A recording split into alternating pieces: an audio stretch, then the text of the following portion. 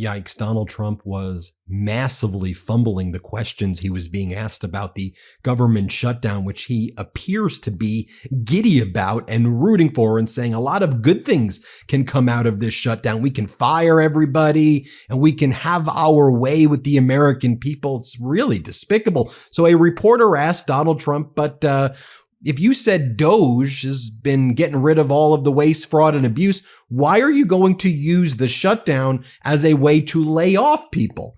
Why are you going to use it as a pretext to fire hundreds of thousands of people in the government? Again, Donald Trump just gives a absurd word salad response. Watch this. Here, play this clip. Mr. President, as we inch closer to a government shutdown this morning, you said you might do a lot of layoffs. If Doge is already reducing the federal workforce, why is it necessary to link more federal jobs cut to a shutdown? Well, the Democrats want to shut it down, so when you shut it down, you have to do layoffs. So we'd be laying off a lot of people that are going to be very affected, and the Democrats, they're going to be Democrats. As you know, this country, no country can afford to pay for illegal immigration, health care for everybody that comes into the country, and that's what they're insisting. And obviously I have an obligation to not accept that. That would affect everybody. You know, when I see what we're doing with AI and all the plants that are opening up in the country, $17 trillion is coming in. If you compare that to Biden had in 4 years, less than $1 trillion. We have 17 trillion, more than that. I think it's going to be much more than that, David, by the end of this year. I think it's going to be far over that. It's a record. It's already a record in 8 months. And then Donald Trump brags that a lot of good can come from the shutdown. And he says, what we'll be able to do is kind of go after Democrats. We'll be able to go, see, you heard him say that before. We'll go after the Democrats in this shutdown and make Democrats feel pain, especially those Democrat employees. Here, play this clip. I think it's going to be far over that. It's a record. It's already a record in 8 months. It's a record by a lot. And so we're doing well as a country. So the last thing we want to do is shut it down. But a lot of good can come down from shutdowns. We can get rid of a lot of things that we didn't want, and they'd be Democrat things, but they want open borders. They want men playing in women's sports. They want transgender for everybody. They never stop, and they don't learn. We won an election in a landslide. They just don't learn. So we have no choice. I have to do that for the country, yes. As Democratic Congressmember Don Beyer writes, as he did during his first term, Trump again goes on TV to say government shutdowns are good. No, they are not good. Republicans and this president should go back to work and make a deal to stop a shutdown and prevent price increases for the American people. He's actually rooting for the shutdown.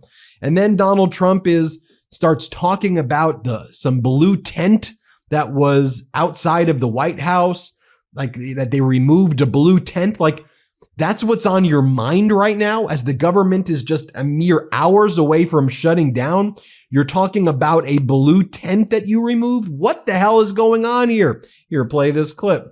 We've had a home run in D.C. You can walk out. Brian, you got mugged here a long time ago. Yes, sir. And the mugger must have felt some pain because you're a tough cookie. Well, he had a gun, and I wish I would have had. I know. Well, then, if he had a gun, all you could do is say thank you very much. Yeah, no, but it's everybody here. I mean, you were here in the room when I said to the reporters, who got mugged in the last year? And like half of the people raised their hand. Now, if you said who got mugged over the last 60 days, nobody, no killing, no nothing. And the restaurants are booming. The town is booming. It's clean. You know, the National Guard actually went out and started cleaning all the crap out of the parks. The tents are knocked down. We had one that you said it was a blue tent. And you said it was a communist tent, right? See, we're going to have a communist mayor of New York. So, let's see how that works out. And I'm getting a lot of feedback on that. Everyone's very appreciative. Yeah. You told me about a blue tent, and I said, I can't be there because we knocked them down. But this was a very highly sophisticated group of people that had permits and all the other thing. Well, their permit expired. We knocked it down. It took, 24 hours less, maybe? Yes, sir. So I appreciate you telling me that. No, we have a great thing going. The country is doing incredible. We are a hot country. The hottest. We're the hottest country in the world right now. Do the parents of the kids have anything to... And then Donald Trump also brags that Linda McMahon, the wife of the WWE founder, that she's making sure that she goes after education in Democratic states. we're taking it over from California. We're going to help them out. No, stay the hell out, Donald. Stay the hell out. Here, play this clip. I get 97% bad press, and I won in a landslide, which tells you the press has no credibility. But I will say that what we've done has been a great tribute to the people that's standing behind me in different forms. Linda in education, different, but what she's doing in education, she's sending education back to the states. That's a big move. The states, like, you go back to Indiana, Iowa, I would say 40 states will be great. 45 will be, the 5% of them will be pretty good, and then you're going to have a Gavin Newsom and some other people that aren't going to do a good job, but, we'll help them out. I want to help them out. You ever step outside and feel like you're instantly drenched in sweat? It's like no matter what you do, it doesn't stop. Now, I know with this heat, that's basically me every day. Now, if you've been struggling with the heat and humidity like I have great news. Mando has just launched something that takes sweat control to the next level. Introducing the Mando Deodorant Plus Sweat Control Solid Stick. It's double protection. Finally, you get the odor control that you love with Mando, plus powerful sweat control. And don't wait, grab yours right now at shopmando.com and experience the double protection of Mando Deodorant Plus Sweat Control. Now, what I love about Mando is that it actually works. One swipe and you're good to go. This isn't your typical deodorant. It's clinical strength, 2 times better at controlling sweat than the standard. It controls both sweat and odor for 72 hours. And after just 12 hours, underarm sweat was reduced by 92%. This stuff works. Also, it doesn't just mask odor, it prevents it. 100% of a study participants experienced all-day odor protection. And unlike other deodorants loaded with chemicals, Mando uses only premium ingredients like gentle mandelic acid to keep you fresh and dry. Mando's starter pack is perfect for new customers. It comes with a solid stick deodorant, cream tube deodorant, 2 free products of your choice like the mini body wash and deodorant wipes, and free shipping. Now, as a special offer for listeners, new customers get 20% off site-wide with our exclusive code. Use code MIDAS at shopmando.com for 20% off site-wide plus free shipping. shopmando.com. Please support our show and tell them that we sent you. Mando's got you covered with deodorant plus sweat control. Say goodbye to sweat stains and hello to long-lasting freshness. And then you'll recall that earlier in the day during a prior Oval Office press conference, Donald Trump said that, first off, he says that they've brought in $17 trillion in brags, which they did not bring in $17 trillion. I want to see Democrats ask, if he brought in $17 trillion, where is it? Where's the account? Did you steal $17 trillion? Because it ain't showing up in the Treasury. So where the hell's your $17 trillion? And then Donald Trump says that the good thing that they can do during a shutdown is that they'll be able to do things medically to harm people. They will be able to do medical things that harm people. This is a sick authoritarian regime. Medically to harm people? You're boasting about killing people and saying that shutdowns are good? Watch for yourself what went down. Here, play this clip. I told you we have $17 trillion being invested. So the last person that wants to shut down is us. Now, with that being said, we can do things during the shutdown that are irreversible, that are bad for them and irreversible by them, like cutting vast numbers of people out, cutting things that they like, cutting programs that they like. And you all know Russell Vought. He's become very popular recently because he can trim the budget to a level that you couldn't do any other way. So they're taking a risk by having a shutdown because of the shutdown, we can do things medically and other ways, including benefits. We can cut large numbers of people out. We don't want to do that, but we don't want fraud, waste, and abuse. And, we're cutting that. And then you had another reporter, that same reporter who from the AP, who asked a great question that you saw there, also said to Donald Trump, but you are aware, Donald, that it would be illegal, unlawful to have the federal government fund healthcare for undocumented immigrants. That's not even allowed in the law. So how are you saying that Democrats want to fund $1.5 trillion for undocumented immigrants if it's not in the law, Donald? And then this response to me is almost most telling of all. because he just responds with word salad. I have a bigger heart than you. Everybody knows my heart is bigger than your heart. Just watch. Again, this shouldn't be a Democrat or Republican or independent issue. He's not answering the question because this is all a lie. Here, play this clip. Time for that. You're not eligible for the healthcare subsidies that Democrats are demanding. So can you clarify, what are you talking about when you say Democrats want to protect their healthcare? So when an illegal person comes in, a person who came into our country illegally, therefore breaking the law, and look, we all have big hearts. I have a bigger heart than you do. They're all breaking the law, and they're coming into our country. And we just, as a country, cannot afford to take care of millions of people who have broken the law coming in. We want them to come into our country, but we want them to come in legally. Now we have a strong border, very strong border, thanks to Christie and Tom Holman and the whole group. They've done an amazing job at the border. I mean, we had a border that was reckless. We had a border that was a disaster.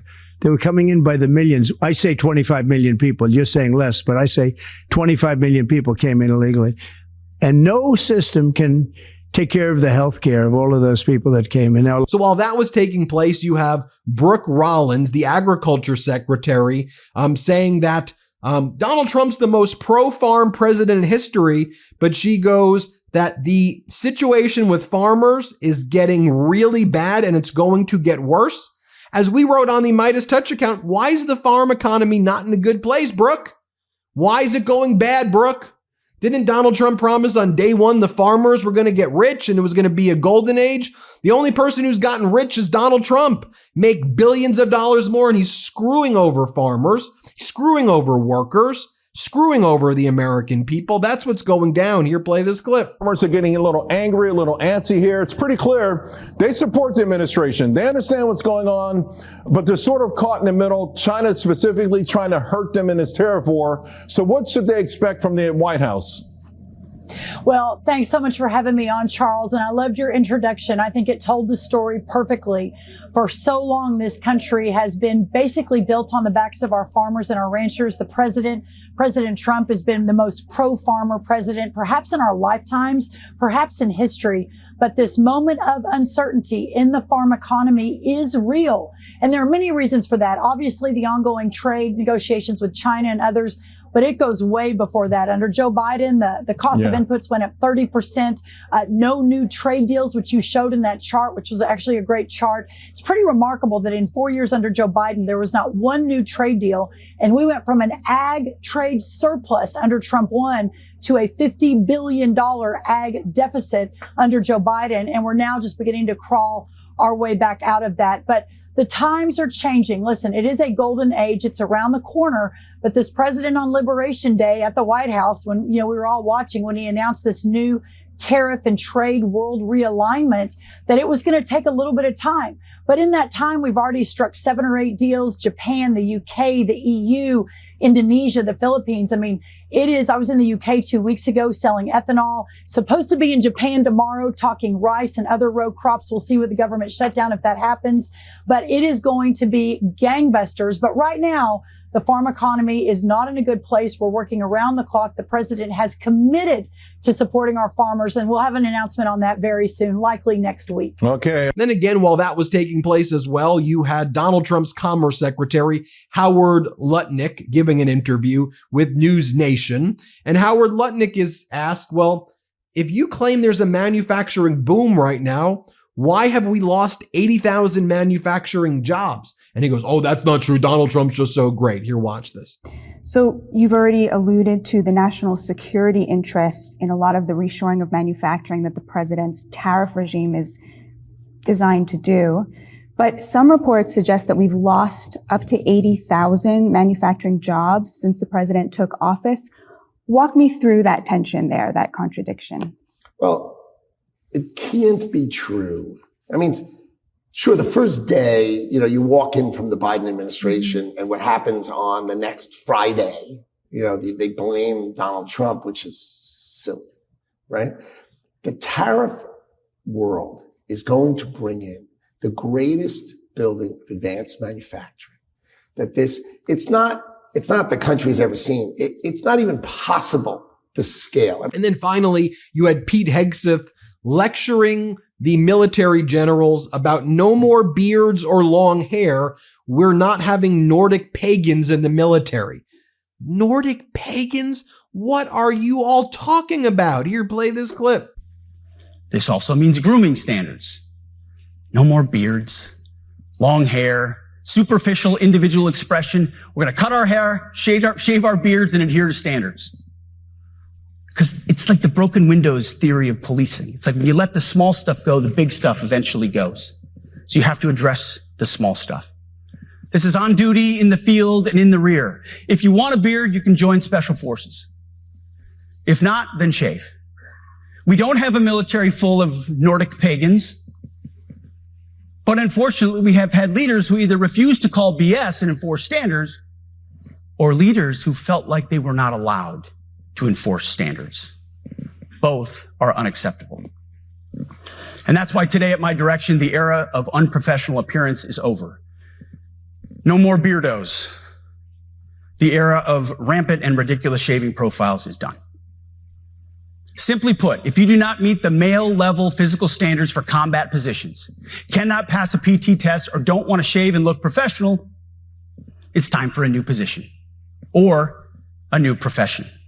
So no wonder Donald Trump's approval is deeply underwater in the swing states, and no wonder Donald Trump's approval rating is in the tank in general, and no wonder by about a 15-point margin on average in all the major polling, Americans are blaming Republicans and Donald Trump for this shutdown because they're giddy about it. They're giddy. You see them giddy. Anyway, hit subscribe. Let's get to 6 million. Thanks for watching.